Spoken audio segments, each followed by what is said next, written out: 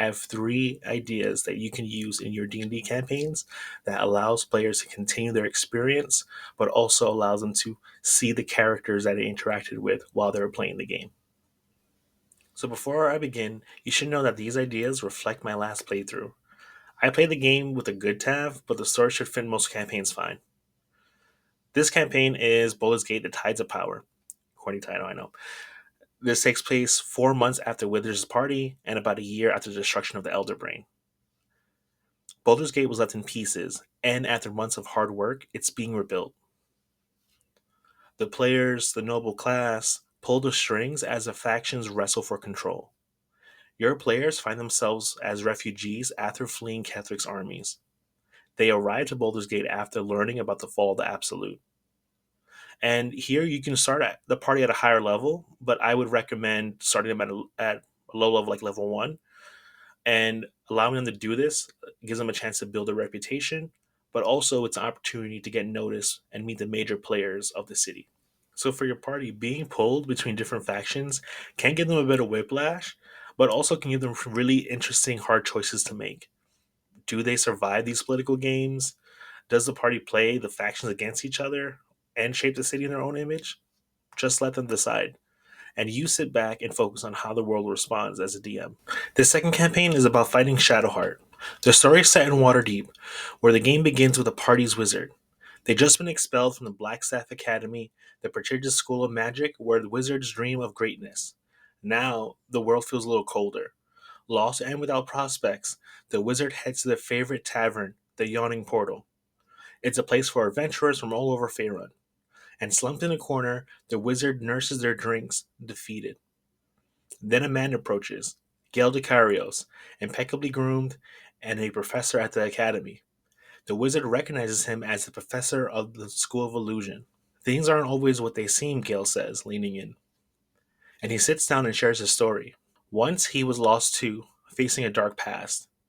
But watching someone stand between a goblin and a crossbow made something change in him. Through trials and redemption, he built something new. And he sees his potential in this wizard and offers them an invitation. That night at his tower, the wizard meets a group of young adventurers. After introductions, Gale and his trusted friend Tara give the party their first quest to find Jennifer Harrowleaf, also known as Shadowheart. This campaign plays like a sandbox adventure. The party will travel to the Sword Coast and other parts of Faerûn in search for Shadowheart. At level 1, they'll visit the House of the Moon, which is the largest temple of Selûne. There, they'll learn that Shadowheart is seeking something, a place of great power, a myth, something ancient called the Lunar Gate. But what does Shadowheart truly want? Why search for the Lunar Gate in the first place, a place that's lost to myth? As the party follows her trail near Alm, they are ambushed by cultists, followers of quote-unquote dark gods. Pursuing Shadowheart further, the parties encounter something unexpected, a pale figure, Astarion, a vampire.